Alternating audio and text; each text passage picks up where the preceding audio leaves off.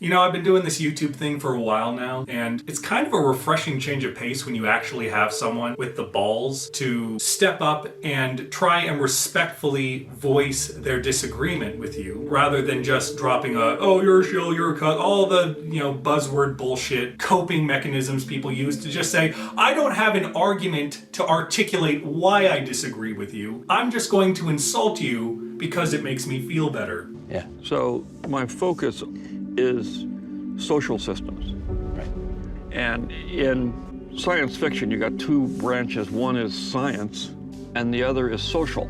I'm much more of the 1984 kind of guy. And recently I just had a long and spirited conversation with someone commenting on one of my videos, expressing his distaste for the sequel trilogy and the current state of Star Wars, and expressed to me that he wasn't like the other toxic Star Wars fans. He made that very clear. He brought up, for example, things like the fact that he is gay and is far from right-wing politics as possible, which I think is an important distinction to make, because I do truly believe there's a lot of fans that have this great misunderstanding of Star Wars on a fundamental basis because they support channels that fundamentally oppose the political philosophies that Star Wars has always followed. If you weren't aware that Star Wars is and always has been left-leaning politically, that's not a Disney problem, that's not a Lucasfilm's problem, that's not a Kathleen Kennedy problem, a Rian Johnson problem, a J.J. Abrams problem, a Disney Star Wars problem. It's a singularly a you problem, because Star Wars has been quote-unquote woke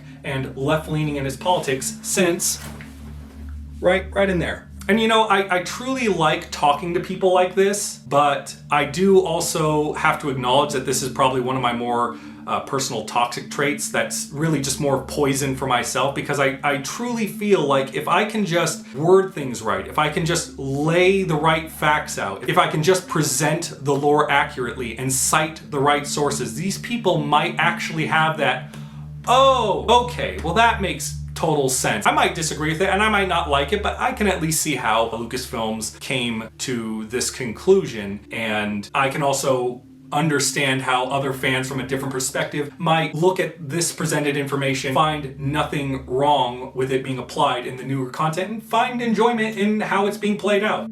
I don't like it. I don't agree with it. But I accept it. I can disagree with it, but I can still also accept that these are legitimate answers. But really, it always just seems to devolve into this never-ending cycle of denial of what the facts actually are, where I'll get complaints about, why is there fire in space? Well, actually, if you have ever paid attention to Star Wars, there's constantly fire in space. And if your grievance is more about like scientific inaccuracy, you do understand this is a franchise about space wizards and ghosts, right? So where is your cutoff line for scientific accuracy, for supernatural powers and scientific inaccuracies that have been a part of this franchise since day one? And the only reply is, no, it's not like that. It doesn't work that way. Like, okay, you're disagreeing, but what are you basing that disagreement off of? What lore can you provide that dispels the point that Star Wars is a scientifically inaccurate place? So something like fire being in space, which is consistent throughout all of Star Wars, is suddenly an issue. No, it doesn't work that way. I disagree. Okay, bro.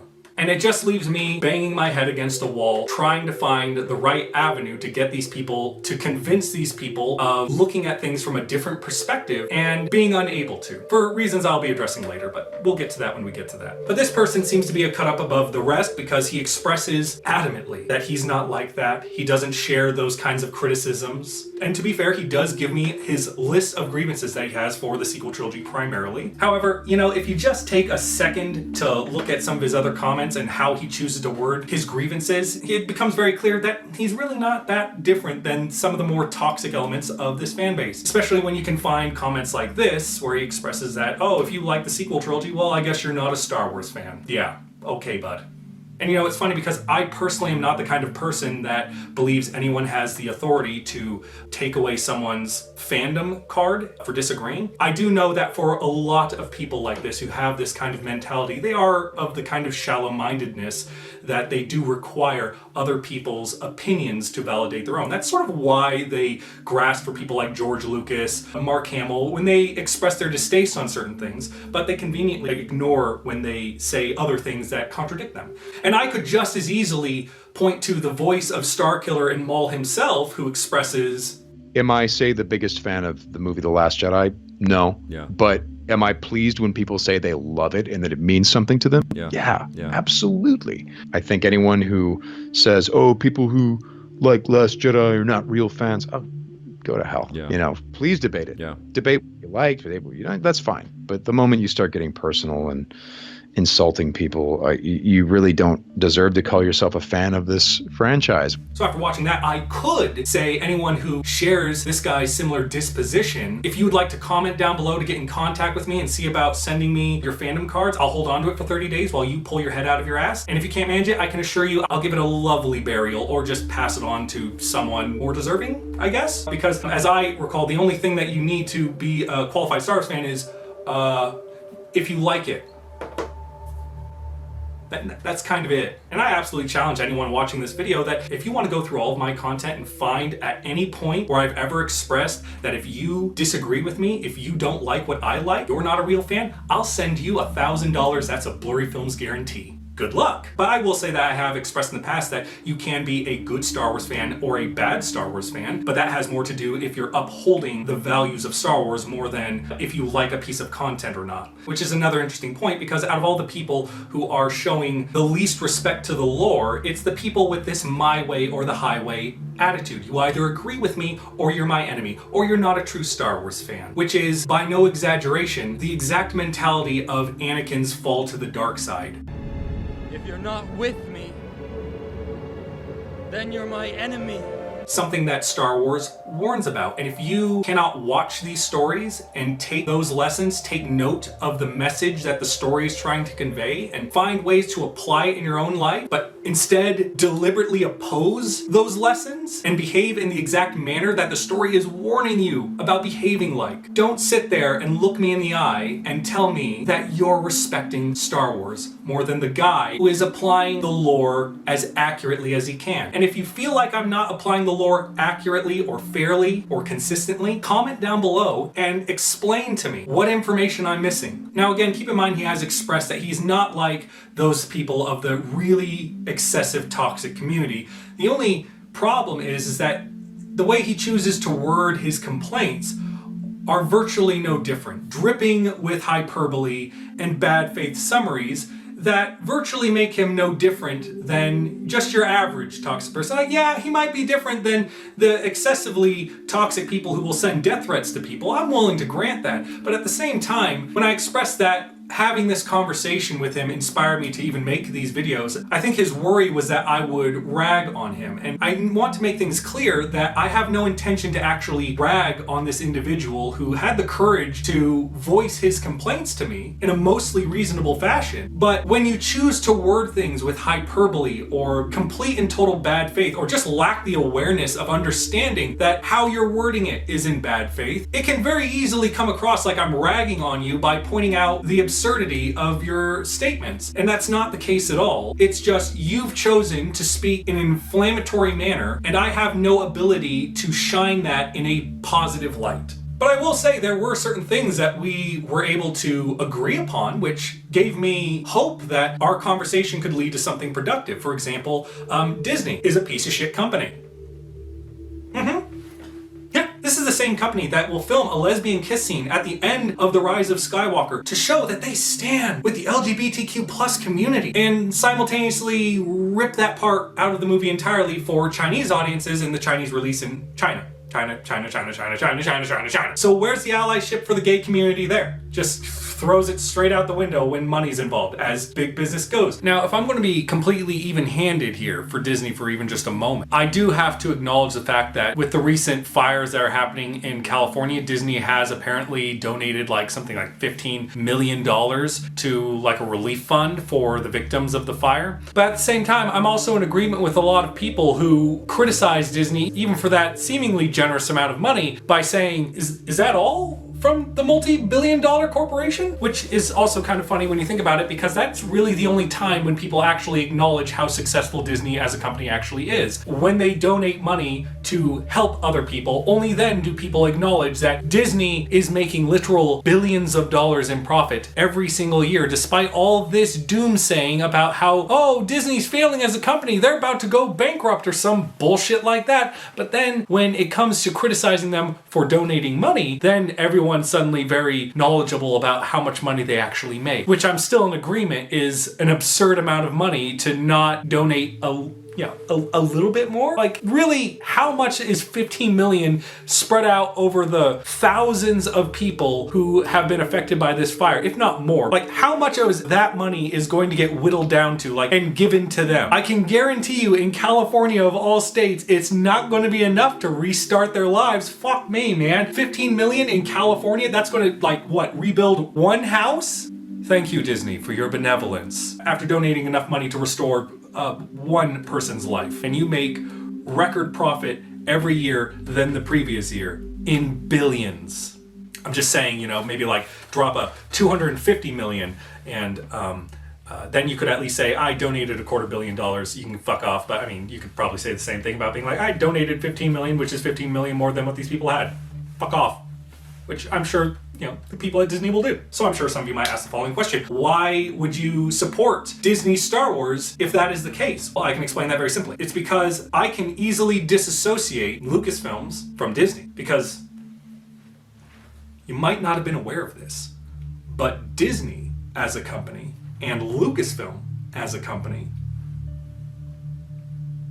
are two separate companies. Now, granted, one might own the other, but until you can supply me with any kind of real evidence outside of speculation that shows Bob Iger kicking in the front door of Lucasfilm, swiping up the good stories that Lucasfilm would have made and stuffing them into a paper shredder before slamming down his stories that he wrote out that morning in green crayon, as so many people like to pretend is what's going on over there, I'm going to assume that the bare minimum involvement Disney has with Lucasfilm's creations is them calling them up and going, hey, you got a product for us to sell? And Lucasfilm going, yeah. And Disney going, cool. Can you insert any black characters or gay characters or women characters in the story so we have more of a market to sell to? And Lucasfilm going, yeah, we can make that work because, I mean, changing the sexuality or sexual orientation or color of someone's skin doesn't change the story. And I'm sure our fans won't have a knee-jerk reaction to that at all. And Disney going, baller. Until you can provide me with more proof otherwise, that is what I am fairly able to assume is the extent of their involvement. Lucasfilm creates a product, Disney distributes it. By all means, prove me wrong. So I'm gonna go through this guy's list of grievances on why he dislikes the sequel trilogy, just primarily, because that was the main focus of our conversation. And what I'm going to try and do is I'm going to address each of his problems by providing the lore that is presented. But during our conversation, he also tried to implement rules against me to kind of restrain my ability to do so, but I'm willing to bend myself over backwards to do so. So I'm gonna go through the guy's list, and I'm going to jump around a little bit and kind of combine certain complaints that he has into one particular video and then do the others in separate videos, because some of these are like interconnected and it's just going to be easier for me to section these things off rather than do it in order, because otherwise I'm going to be talking about things and addressing things that I've already talked about at earlier points in the list. So that's how I'm going to do things. But we're going to have to establish some rules first. Rule 1. Any rule imposed on me is going to be imposed on the criticism itself as well. Meaning, if the rule is I cannot apply outside logic to help a story, you cannot apply outside logic to hinder the story. But what I'm going to do, just for the sake of argument, is provide an internal lore answer for the movies and an external lore answer for the movies, because on some level I do agree that a movie should be able to stand on its own merits and shouldn't rely on other sources, outside sources, as a crutch. A movie should be able to present all the information it needs to convey to its audience just in the movie itself. If it requires outside sources to explain the confusion people have about what's happening in the movie, that just by itself proves that the movie wasn't well done. Rule 2. If I speculate about anything, I have to apply in-universe sources to back up my speculation. I can't just say, based on, because I really, really wish it were so, I believe this thing answers your question. I'm going to apply reasonable speculation backed by in-universe sources, in-universe answers that make logical sense to me. I will acknowledge that speculation is still speculation. It's not a firm answer from the actual story. I'm just saying, based off of the evidence that is provided within the movies and in the universe lore, this seems to be the most logical conclusion to come to. And all of this is to try and keep the conversation, the argument, consistent. Because what I found when talking with this individual is his arguments relied on either a lot of hyperbole or bad faith expectations. Such as, if you are expecting me to address any of these points that he has in a single sentence, you're not engaging in the conversation in good faith. Because anyone who knows Star Wars understands that 99% of anything that has to do with Star Wars requires a book amount of information. So if you don't like long answers to complicated problems, don't sit there and act shocked that, oh, why can't these Disney Star Wars shills justify why they like the movies? When your expectations are, explain to me why I'm wrong in a single sentence, or it's too long, it's too complicated, you're writing entire books and making big long videos, and I don't have the attention span for that. Well, which is weird because like so many of you seem to like Mahler, who makes 6-hour videos. Where's the consistency? And that's the problem here. We need to find consistency in order to have this conversation fairly. And if you're not interested in consistency, then you're not interested in applying these standards fairly. If you're not applying these standards fairly, you're only hating the movies to hate the movies. Not because you actually have a genuine problem, you hate because you want to hate. If that's not the case, you need to apply your standards as evenly as you expect me to apply them. If you're not willing to do that, then I have no reason to respect why you dislike the movies, why you dislike this new era of Star Wars, because you want to dislike them. You're forcing yourself to dislike them, and you can just as easily force yourself to enjoy them. But you're choosing to be a butthead. The point of this video isn't necessarily to get you to like what I like. It's perfectly acceptable for you to have the position of, yeah, I don't like the direction it's gone. I'm not here to tell you that the stories are good or bad. I'm simply here to present the lore as it's been explained as accurately as I possibly can and ask you, is this really worth this obsessive hatred over? If you can honestly reflect on this and go, not really, it doesn't make you wrong, it doesn't make you stupid, it doesn't make you less of a fan. All of this is subjective. Liking something, hating something, it is a subjective topic because Star Wars is art, and art is subjective. If you think there's anything objective about art, it's because you have your head in your ass. I'm willing to help you pull it out. But I digress. Let's get into it.